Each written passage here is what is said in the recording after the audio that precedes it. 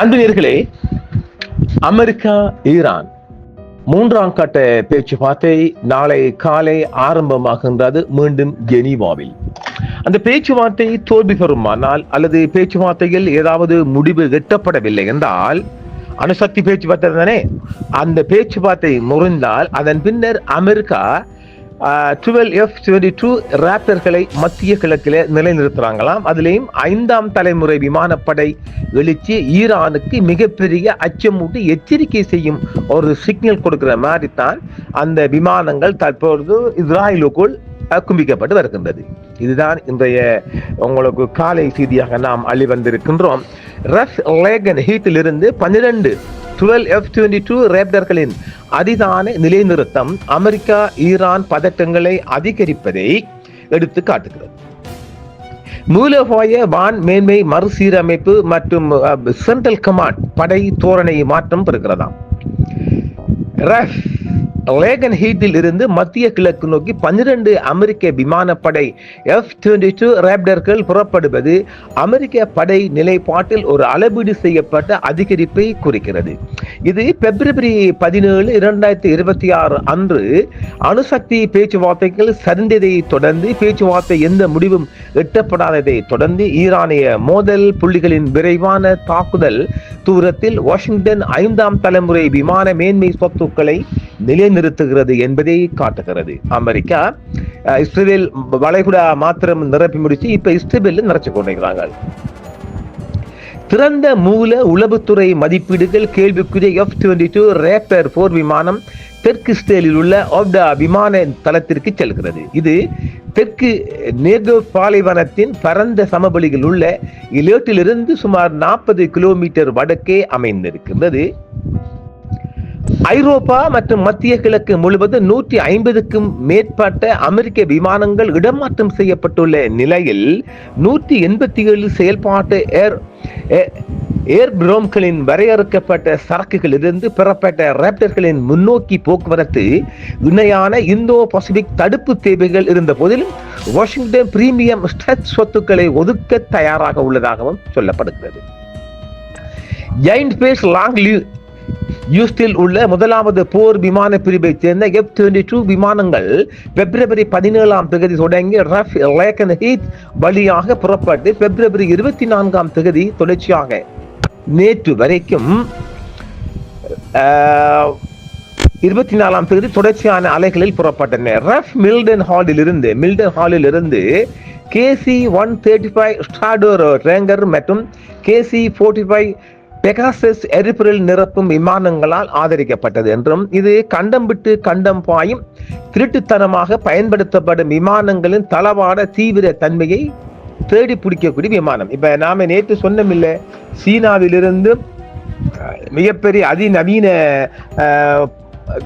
நவீன பொருட்களை இவங்க இறக்குற நேரத்தையில அதை முறியடிப்பதற்காக தான் இந்த KC-135 ஸ்டாடோட ரேங்கர் மற்றும் இந்த புதிய கண்டுபிடிப்புக்கெல்லாம் கொண்டு அமெரிக்கா அதாவது F-22 இறக்குவதாகவே பார்க்கப்படுகின்றது. பிறந்த மூலோபாய கண்காணிப்பு ஆவணப்படுத்தப்பட்ட அழைப்பு அடையாளங்கள் 51, 56 ரோமா பதவிகளின் கீழ் டேங்கர் விமானங்களுடன் இணைக்கிறது. வான்வழி எரிபொருள் நிரப்பும் கட்டமைப்பு ஐரோப்பா முழுவதும் அமெரிக்க மத்திய கட்டளை சென்ட்ரல் கமாண்ட் பொறுப்பான பகுதிக்கு நிலையான 5ஆம் தலைமுறை திட்டத்தை எவ்வாறு செயல்படுத்துவது என்பதை எடுத்து காட்டுகிறது. இந்த வரிசைப்படுத்தல் வரலாற்று முன்னுதாரணத்தை பின்பற்றுகிறது. ஜூன் 2025 ஆபரேஷன் மிட்நைட் ஹேமர் உட்பட முதல் போர் விமான பிரிவு F-22 விமானங்கள் ஈரானுக்கு எதிராக வேலை நிறுத்த பொதிகளை அழைத்து சென்றன. கூட்டுப்படை தலைவர்களின் தலைவர் ஜெனரல் டான் கையின் அந்த மாநாட்டின் போது கூறியது போல் F-22 விமானங்கள் எங்கள் தாக்குதல் விமானங்களை பாதுகாத்தன, ஒரு போட்டி சூழலில் வான் மேன்மையை உறுதி செய்தன, இது துல்லியமான தாக்குதல் சொத்துக்களுக்கு கேடயமாகவும் செயல்படுத்துவதாகவும் விமானத்தின் செயல்பாட்டை அடிகோட்டு காட்டுகிறது. இந்த சூழலில் F-22 ஐரோப்பிய நிலை தளத்திலிருந்து ஜோர்டானில் உள்ள முவாஃபாக் சால்டி விமான தளம் போன்ற சாத்தியமான முன்னோக்கிய இடங்களுக்கு செல்வது வெறும் விமான இடமாற்றத்தை மட்டுமல்ல, சென்ட்ரல் கமாண்ட் தியேட்டர் முழுவதும் அமெரிக்க வான் ஆதிக்க நிலையும் காணக்கூடியதாகவும் தெரிவிக்கப்படுகிறது.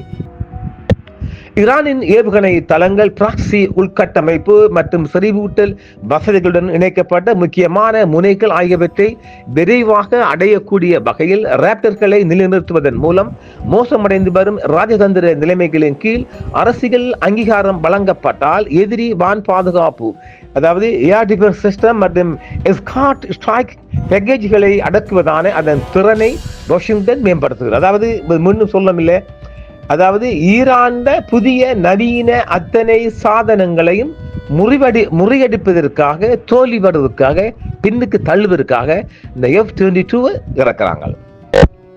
அதே நேரத்தில் அரிதான F-22 சரக்குகளின் வெளிப்படையான இயக்கம் 5ஆம் தலைமுறை மிக வெரி டூ மச் அட்வான்ஸ்ட் திறன்களால் நங்கூரமிடப்பட்ட வலிவூட்டப்பட்ட அமெரிக்க வான் ஆதிக்க குடையின் கீழ் விரிவாக்க மேலாண்மை நிகழும் என்பதை குறிக்கிறது. அதே வேளையில் பிராந்திய கூட்டாளர்களுக்கு உறுதி அளிப்பதை நோக்கமாக கொண்ட ஒரு மூலோபாய தகவல் தொடர்பு கருவியாக செயல்படுகிறது.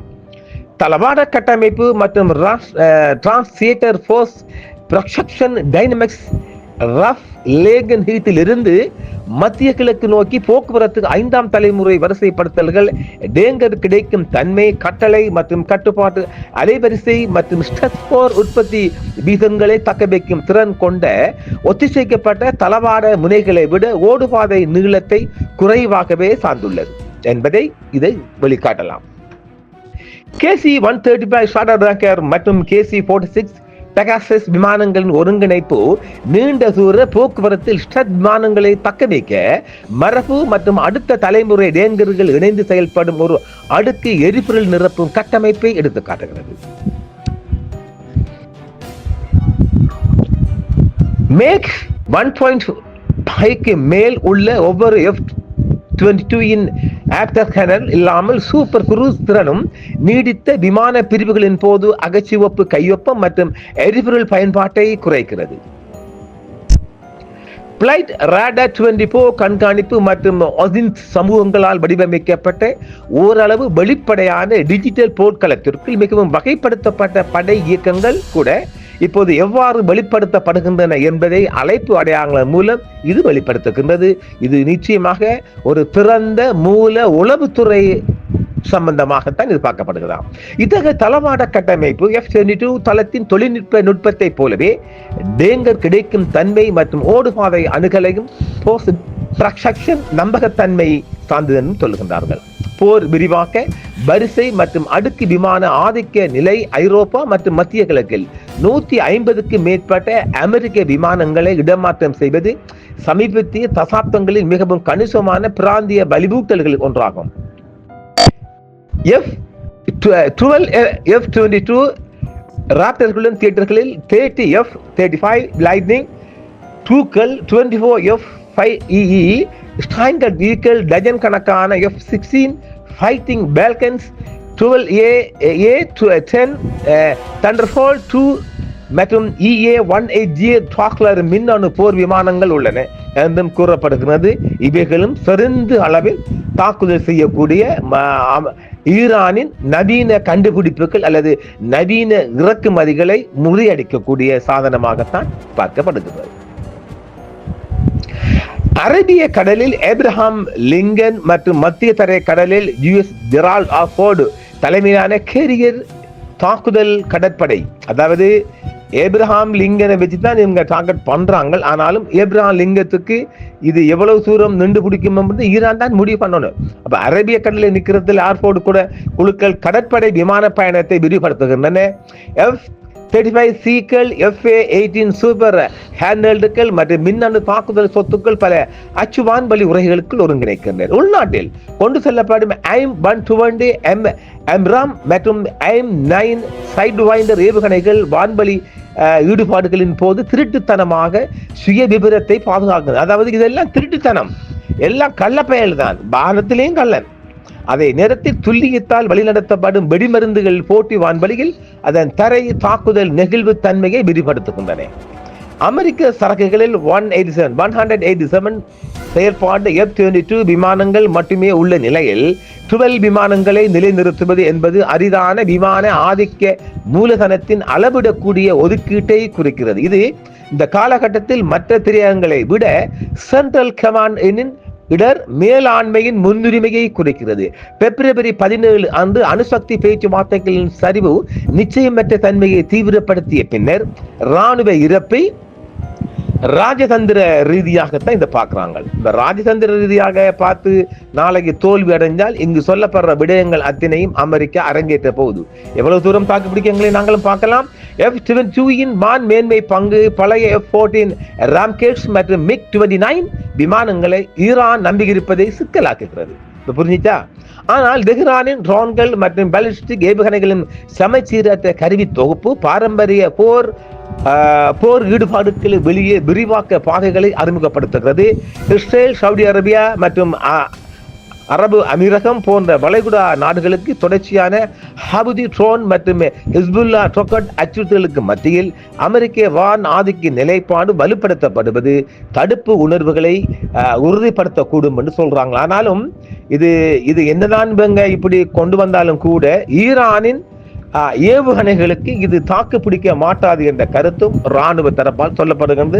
பார்க்கலாம் நேயர்களே, தொடர்ச்சியாக நாங்கள் ராணுவ தகவலை வழங்கி வருகின்றோம். அதில் ஒன்று மீண்டும் மற்றொரு காணொலியில் சந்திப்போம். என்றும் உங்களுடன் சன்ரைஸ் இந்தியா டிவி சப்ஸ்கிரைப் பண்ணுங்கள், பெல் பட்டனையும் கிளிக் செய்யுங்கள். உங்கள் ஆதரவை எங்கள் சேவை, ஆதரவு தாருங்கள், அரவணைப்போம். மறக்காம சர்ப்ரைஸ் பண்ணுங்க. தேங்க்யூ.